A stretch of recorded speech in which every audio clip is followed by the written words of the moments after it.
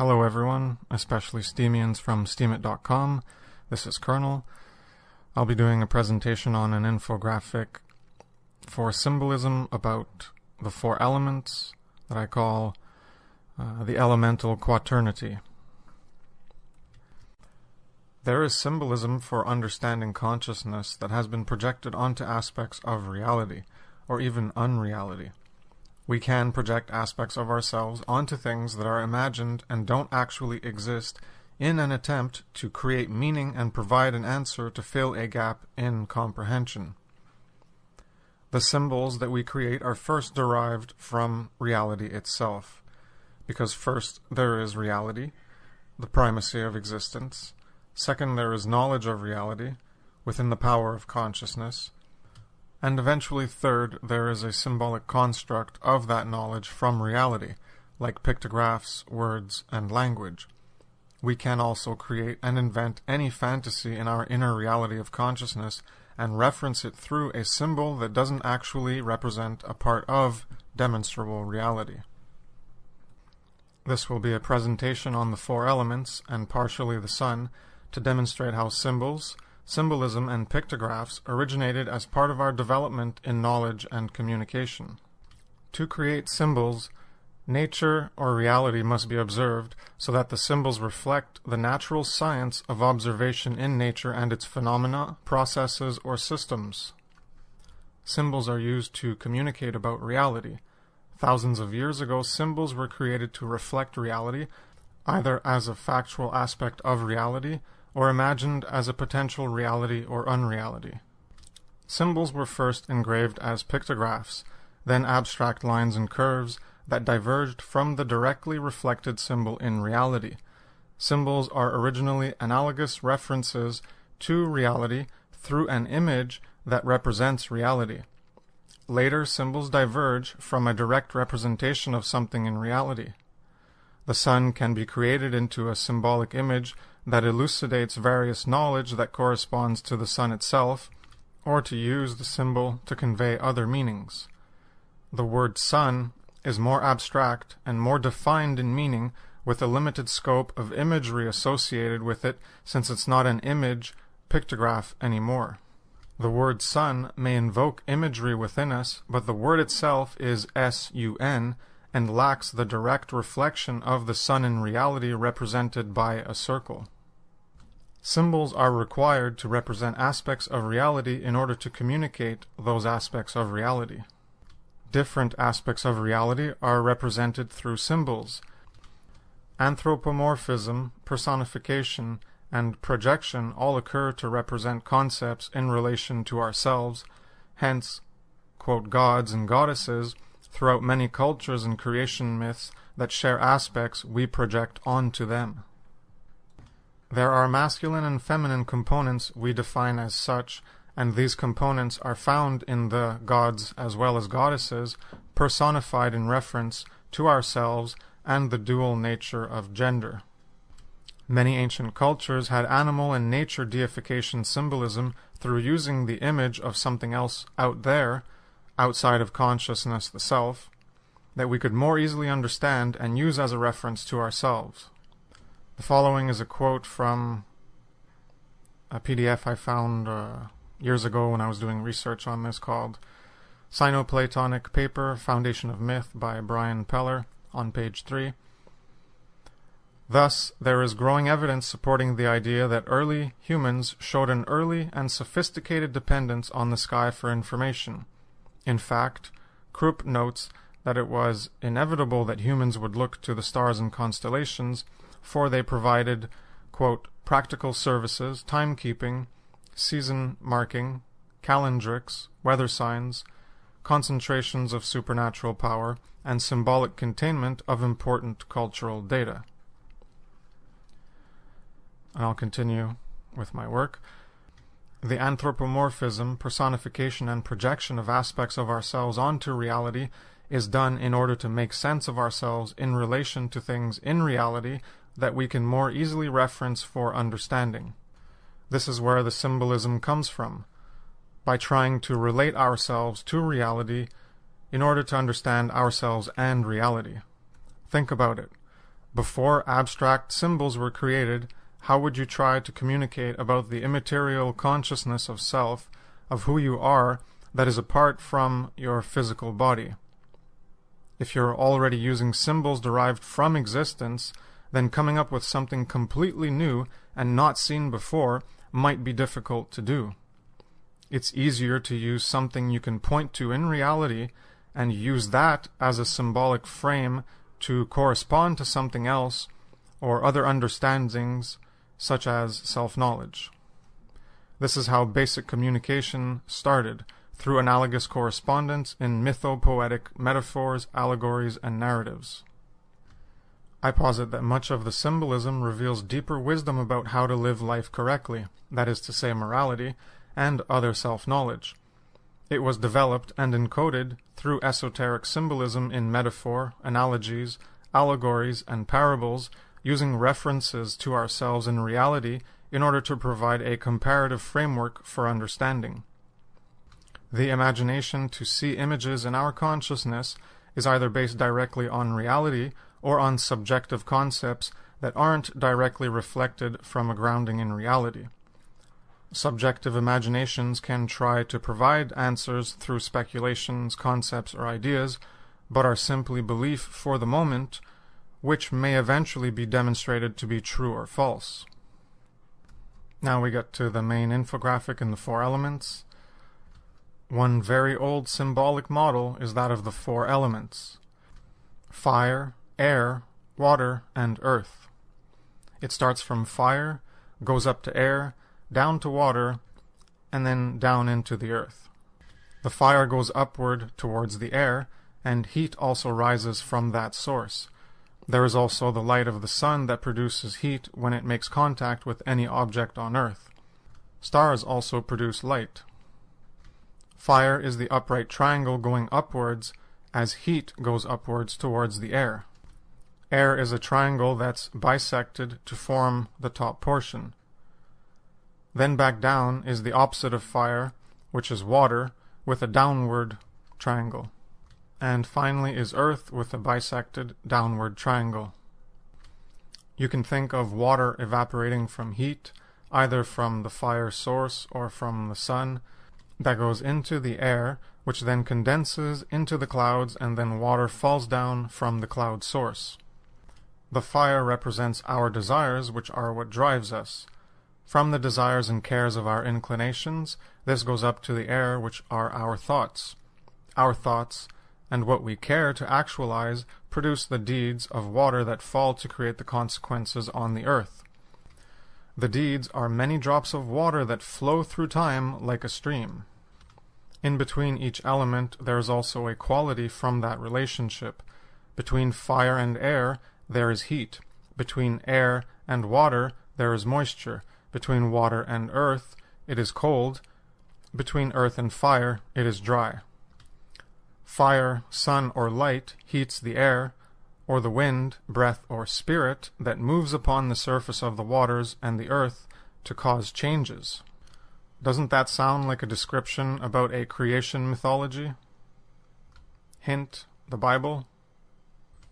The wind moves through high and low pressures with cold and heat, which are two of the qualities.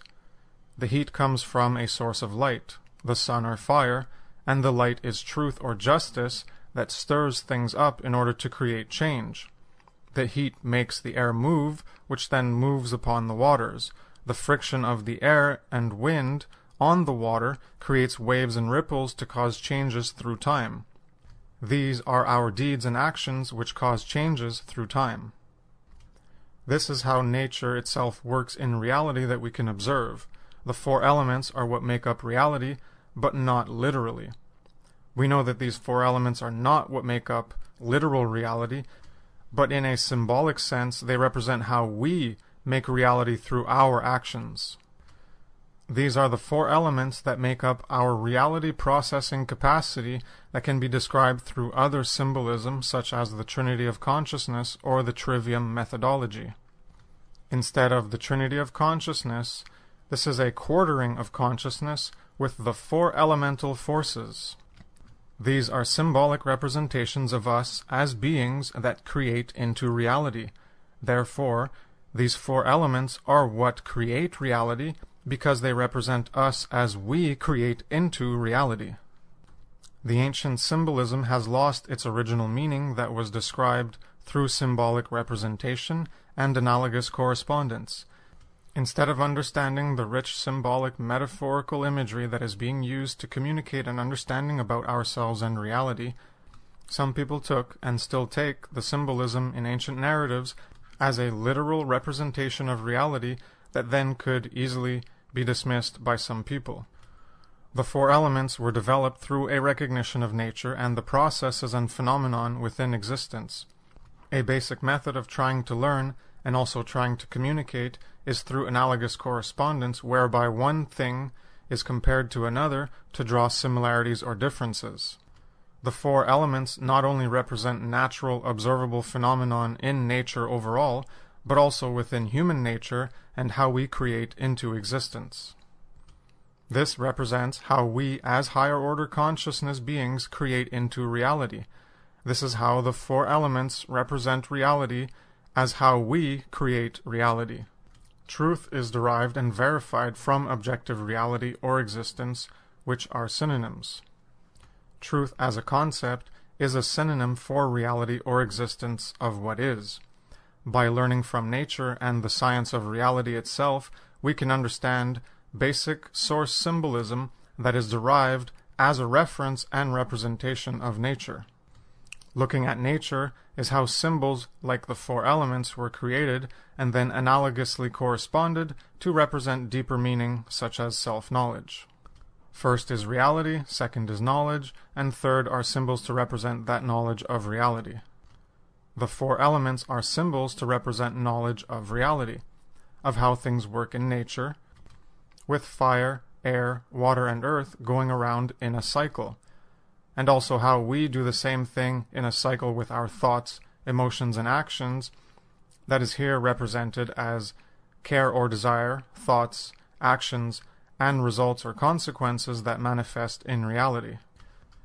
Most people that talk about the symbols refer to the upward triangles as masculine and the downward ones as feminine, which is true, but they all have masculine and feminine qualities within them. The upright triangle is also representative of the phallus and erect penis as a symbol for the masculine desire for the feminine. The fire is masculine and is desiring to reach towards the air and feminine, which is symbolic of a higher consciousness than the opposite element of the earth, which is also feminine and masculine in quality. To bring validity to this gender symbolism, in ancient Egypt there were god and goddess siblings called Nut and Geb, Nut being the sky and Geb being the earth. In other mythologies, the sky is the father, while the earth is the mother. It depends on how you want to look at it, as symbolism is multi-layered with different applicable meanings to convey. Even within this symbolism of the four elements, there is the cyclical symbolism that has been described both in the dual aspect of nature and existence, as well as consciousness. But there is also another dual symbolic representation of higher and lower consciousness as expressed through the air and the earth. As we go from the fire of our desires to the water of our deeds and actions, going across horizontally, we then need to choose between another symbolic representation on a vertical axis between lower and higher consciousness. Higher consciousness is symbolized through the air because of the quote spirit, the breath of life, and also representative of the genitrix or feminine generative power to give birth. The air is unseen, as the quote spirit or consciousness is internal and is also unseen. The unseen, immaterial, non-physical, quote spiritual, breath of life, air, wind, is more of a feminine than masculine despite the upward triangle that some want to convey as only having masculine symbolism within the four elements. The two qualities of air represented as heat and moisture are also conveyed in the Egyptian mythologies through the gods of Shu, which was masculine and heat, and Tefnut, which was feminine and moist.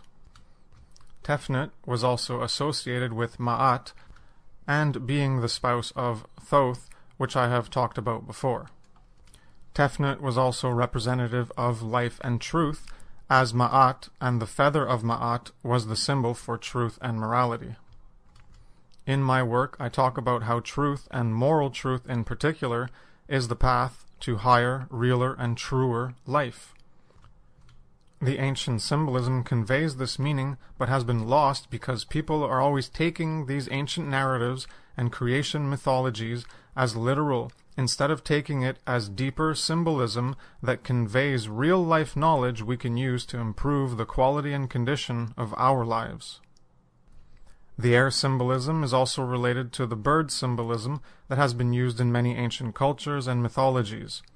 The bird, wings, and feather is also representative of the sacred feminine, especially in ancient Egypt through many of the goddesses that had wings, such as Ma'at, who also used a feather to represent the air, which was the high element that was closest to the light of truth, represented as the sun, the main source of heat that enables life to exist on Earth. Despite the air being represented through an upward triangle and often being mistaken as mostly being masculine, it can be seen that the air is highly representative of feminine symbolism, as I have described. Air is more feminine than masculine. All the four elements have dual symbolic representations, depending on how one looks at the symbol. The symbols are reflected in nature. We are building symbols from knowledge that is derived from existence. Objective reality is the primacy of existence. Consciousness has power to affect and alter objective reality, but is not the primacy. Existence comes first. In looking at our reality, the lowest element we have is earth, and then on top of the earth are other things such as water. This is how it is most easily observed as being the reality around us. Fire is also on top of the earth. This is exactly how the symbolism is demonstrated in the infographic I made. There is water and fire on top of the earth, which naturally juxtaposes themselves on opposite sides with earth on the bottom, leaving the air to take up the natural position above. And this is exactly how the four elemental symbolic framework and model represents nature as well as ourselves as a consciousness. There are other models that purport to have the correct placement and change the order of things. All you need to do to verify their positioning is to look at nature and existence itself as the source from which the symbols were originally derived in order to verify the accuracy of someone's model that is attempting to represent nature or existence. If there is a contradiction between the model and existence, then in all likelihood the model is flawed. I have another infographic here, and this is just to represent it in a circular way to demonstrate the order of the process. The symbols are larger and more visually represented to make it a bit easier to understand compared to the previous image. This is the conclusion, just a quick wrap-up, I guess, and a little bit of info on other symbolism that relates. The beginning of symbolism starts with reality. There is the basic daily sun cycle, and the four elemental cycles that underlies much of other symbolism. There are symbols referencing processes in reality through observation of reality. Further understanding of reality and ourselves can also be based on symbolism and be described. Regarding consciousness, the 4 points are used in the Quaternity instead of the 3-pointed Trinity of consciousness symbolism to demonstrate an understanding of how we are processing, generating, and creating into reality. The top 3 parts of the Quaternity of 4 elements is essentially the triangle of the Trinity of consciousness of thought, emotions, and actions, represented instead as desires and cares, thoughts, and actions and deeds. Understanding this, the 4 elements are likely the basis for other Quaternity symbolism. This was not part of the presentation, but the Quaternity symbolism is also found in the quartering of the squaring the circle, the 4 corners, 4 winds, 4 angels, 4 cherubim, 4 seasons, the 4 zodiacal signs, the 4 points of the cross, so the cross, the crossed arms, symbols of the dead, and the crucified one, the crossed one. Just as the imagery and symbolism in the narrative of how the divine crucified one is resurrected, we can also resurrect ourselves to be reborn, renewed, recycled, and reincarnated into a new version of ourselves in this self-transformation process of the elemental quaternity. We can change our desires, cares, and thoughts that result in different deeds and actions, which then result in different consequences or rewards that we create into reality. This is the symbolism that much of my main work talks about. Thank you very much for your time and attention. Have a nice day. Take care. Peace.